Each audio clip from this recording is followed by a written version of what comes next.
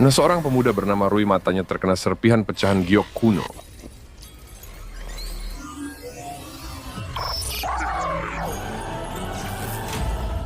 Dan saat terbangun, dia sudah berada di rumah sakit. Rui sangat terkejut saat bercermin karena bagaimana bisa dia memandang dengan jelas, padahal matanya tertutup kain perban. Tiba-tiba Rui juga dapat melihat menembus dinding dan melihat kalung emas yang dipakai perawat di seberang tembok. Kejadian ini membuatnya kebingungan, merasa ada yang salah dengan matanya. Kemudian, saat dokter datang untuk memeriksa, Rui melihat ada tahi lalat di balik maskernya. Maka untuk memastikan, dia meminta dokter itu melepas masker yang dipakai. Dan benar saja, tahi lalat itu menempel erat di sebelah bibirnya. Tak lama kemudian, Rui didatangi dua polisi yang salah satunya bernama Fei. Dia membawakan apel yang ternyata telah busuk. Tujuan sebenarnya kedua polisi adalah untuk menanyakan apa yang terjadi di tempat kerjanya. Ternyata malam itu tempat pegadaian di mana Rui bekerja telah terjadi perampokan. Saat masuk, penjahat ini berpikir tidak ada penjaga dan karena terkejut ada orang di dalam toko, para perampok menembak membabi buta, menghancurkan beberapa pajangan kuno di tempat tersebut. Kemudian mereka segera kabur, mengira Rui telah mati tertembak, dan faktanya Rui pingsan karena matanya terkena serpihan batu giok antik. Setelah keluar dari rumah sakit, Rui dipecat oleh bos pemilik pegadaian, yang berarti bakal jadi pengangguran. Rui ditemani oleh Pamande untuk meminta maaf kepada bos pegadaian atas kejadian yang menimpa tempat usahanya. Karena Pamande adalah orang yang merekomendasikan Rui untuk bekerja pada orang ini. Tanpa diduga, Rui melihat debu putih di atas sepatu Pamande dan melihat flashback dari mana debu itu bisa menempel dan apa yang dilakukan sehingga bisa asa di sepatunya. Rui juga melihat batu giok yang dibawa Pamande ternyata berasal dari zaman kuno di mana pembuatnya masih asik menggosok-gosok batu tersebut. Kini Rui telah resmi jadi pengangguran dan berada di base camp bersama Huang Yu. Huang Yu menceritakan mempunyai barang antik warisan keluarga.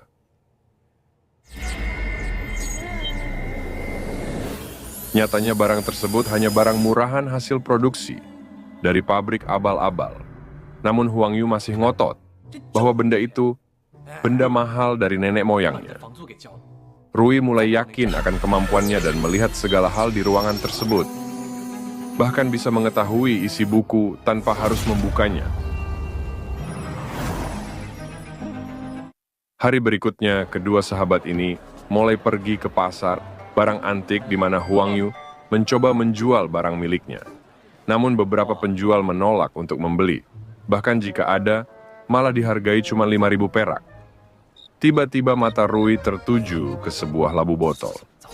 Maka Rui mencoba menggunakan kemampuan matanya yang sepertinya botol itu bukan benda biasa. Rui mencoba menanyakan harga dan penjual tersebut meminta harga 1.000 yen. Setelah ditawar, akhirnya terbeli cuma 600 yen. Tanpa diduga, seorang wanita konglomerat kaya datang bersama pacarnya untuk membeli labu botol tersebut.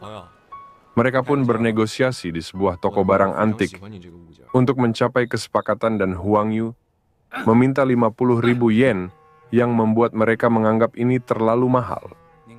Tiba-tiba Pamande muncul untuk ikut memeriksa labu botol tersebut.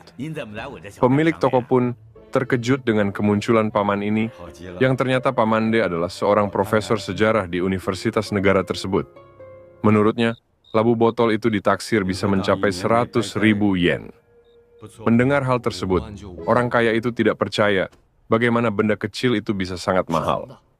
Maka Pamande membuktikan dengan minyak khusus dan kain kasa bahwa benda itu memang benda bersejarah, alias harta karun dari Kekaisaran Guangyu.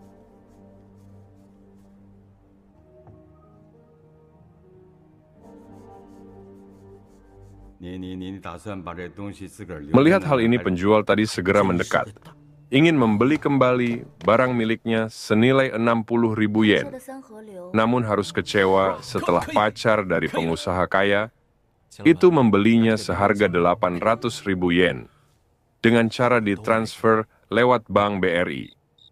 Mereka pun pergi dengan perasaan gembira karena hanya dalam hitungan jam uang 600 bisa berlipat menjadi 800.000. Mereka kembali ke base camp dan merayakannya dengan membeli banyak makanan dan minuman enak. Dan menurut Huang Yu, kemampuan Rui bisa jadi ladang bisnis menghasilkan banyak uang. Sehingga hari berikutnya mereka kembali ke pasar benda antik. Saat di sebuah toko, keduanya sempat diusir karena dianggap gembel nggak punya uang, yang hanya melihat tanpa membeli. Maka Rui balas dendam saat seorang bule akan ditipu dengan sebuah guci palsu, hasil pabrikan yang ditanam dalam tanah, agar terlihat seperti benda kuno.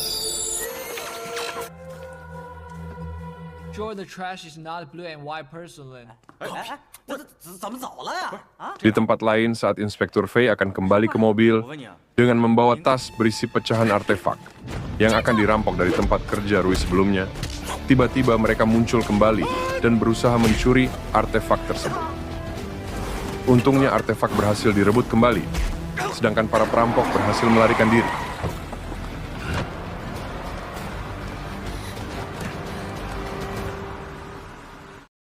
Setelah berhasil mempermalukan pemilik toko barang palsu, Rui melihat sebuah cawan yang seperti dari zaman kerajaan. Rui pun melihat ini adalah peluang mendapat cuan, dan si penjual meminta harga 800.000. Menurut Huang Yu ini terlalu mahal, sedangkan Rui memaksa tetap akan membelinya. Karena di internet barang seperti itu dilelang dengan harga mulai 700.000 sampai 4 juta. Dan setelah ditawar, akhirnya dilepas dengan harga 590.000 hanya untuk sebuah cawan minum. Rui pun yakin dengan keputusannya dan membawanya ke rumah Pamande. Sayangnya benda tersebut bukan asli 100%, karena telah ditumpuk dan dimasak kembali dengan porselen biasa, sehingga ini menjadi jebakan bagi kolektor. Menurut Pamande, ini merupakan pengalaman yang sangat amat mahal, semahal uang yang dikeluarkan.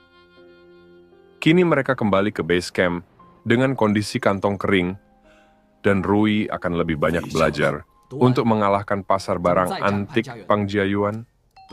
Sore harinya Pamande memberi kabar bahwa akan ada lelang pribadi barang antik di area Pangjiayuan, agar Rui tetap semangat dalam mempelajari sejarah dan peninggalan nenek moyang mereka.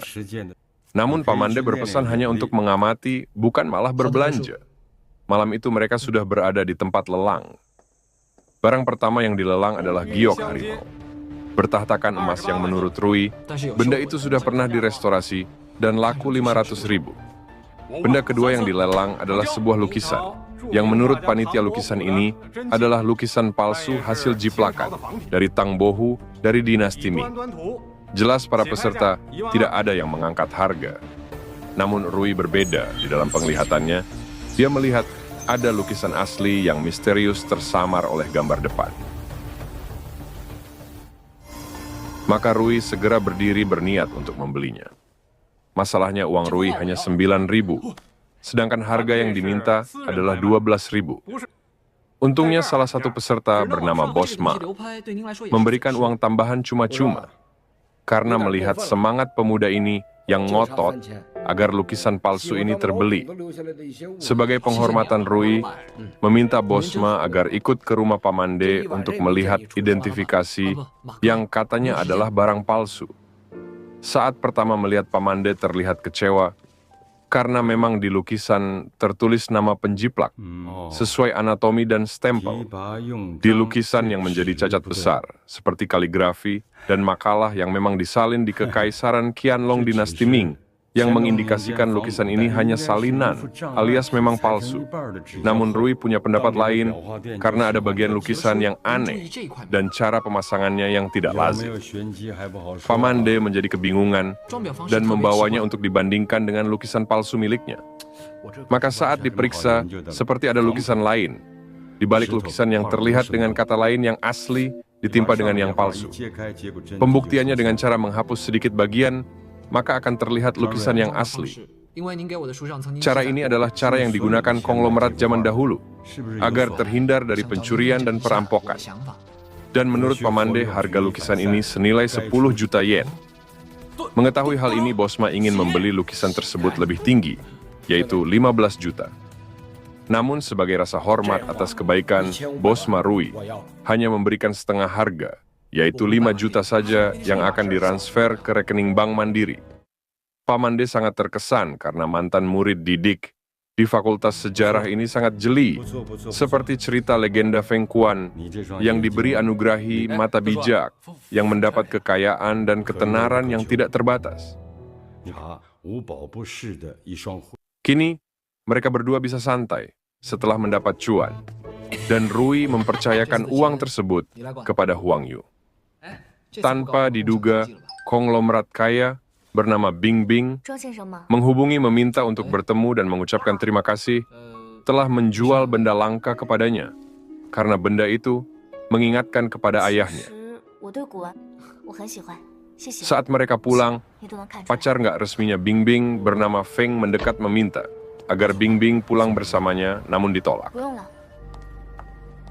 Lalu Feng dengan kasar menyuruh Rui untuk masuk dalam mobil dan mengancam agar tidak mendekati gadis itu karena urusan di antara mereka telah selesai.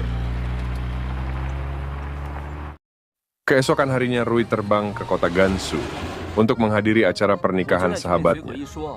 Karena acaranya masih beberapa hari lagi, temannya memberi info ada tim arkeologi tengah melakukan kegiatan.